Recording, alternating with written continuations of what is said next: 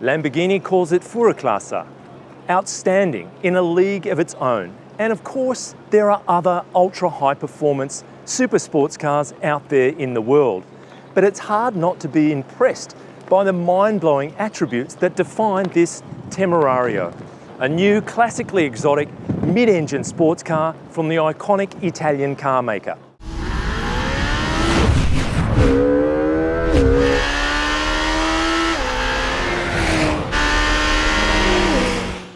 This twin-turbo V8 three-motor hybrid is due in Australia in the first half of 2026, with a price tag close to $615K, which makes it more expensive than the Huracan Evo all-wheel drive it effectively replaces, and puts it in the same ballpark as the Ferrari 296, McLaren 750S, and Porsche 911 GT3 RS. And CarsGuide has been invited to its global dynamic launch, so prepare to strap in. But first of all, just look at it.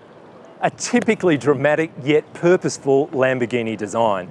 Arguably a little less aggressive than the Huracan that precedes it, but still distinctive in the sense of this hexagon is a recurring theme across the outside and inside of the car. You also have this single line arcing from the nose to the tail that defines its profile. Really distinctive Lamborghini feature. You also have this outrageous high exhaust pipe right above the bumper near the rear spoiler. And these tyres are exposed by the back end in the same way as a 1970s Le Mans sports car would be. It's quite amazing. It's a fraction over 4.7 metres long, so not tiny. But at 2 metres wide and just 1.2 metres tall, it's a striking supercar wedge developed in-house at the Lamborghini Centro Stile, led by design chief Mitja Borkert, dialing up the take-no-prisoners stance at 20-inch rims at the front and 21s at the rear, available in multiple designs in cast or forged alloy, as well as carbon fibre.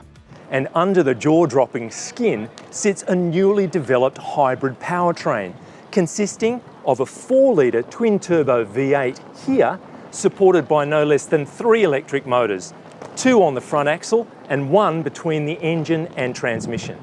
This combination sends close to 680 kilowatts, or around 920 horsepower, to all 4 wheels courtesy of the front motors and an 8-speed dual-clutch auto transmission driving the rears.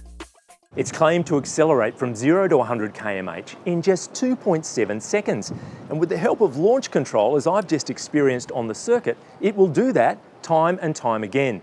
And this engine has a rev ceiling of 10,000 RPM, stratospherically high for a V8 twin turbo.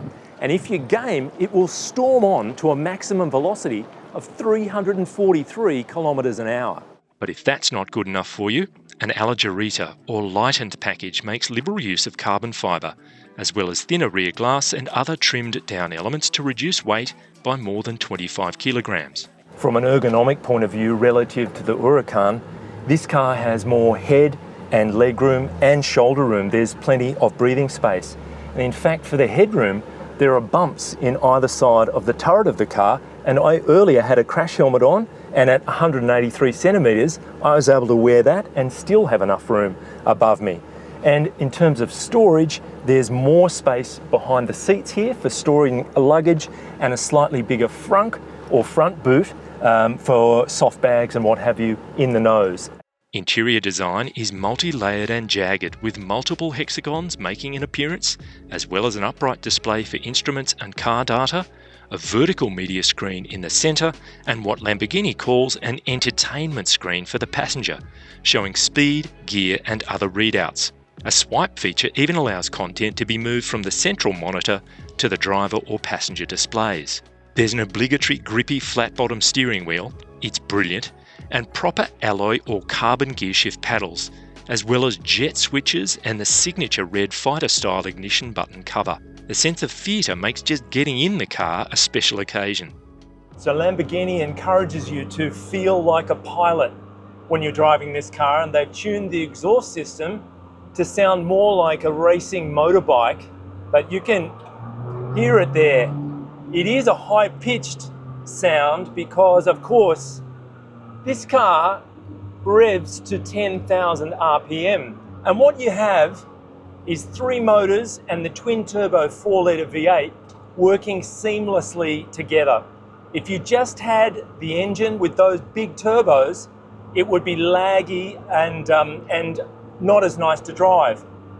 Put the motors with it and they all work together. There's an algorithm deciding what is going to take the leading hand at what moment. So instant torque and always masses of acceleration. The mid-range is just huge in this car. So you've always got some strong acceleration no matter where you are in the rev range. Lamborghini's Anima system, accessed by a rotary dial on the steering wheel, offers 4 main drive modes: Cheetah or City with electric propulsion to the fore, Strada or Street for daily use, Sport for dialing up the fun factor, and Corsa for the track. Paired with different hybrid modes, up to 13 combinations are possible. The rear electric motor is between the engine and the transmission, so it's putting power directly onto the crank and it picks up that slack. It means you've got that performance at your disposal from rest. And the 8-speed, using it like this, it is super quick and positive. And even when you're in auto mode, you can feel it plucking the gears so distinctly. You've got double wishbones front and rear, steel springs and adaptive damping. And through the different modes, that will start to tighten up not only steering and the engine response, but the way the suspension reacts as well. And it just is properly telepathic in terms of the communication between the car and driver.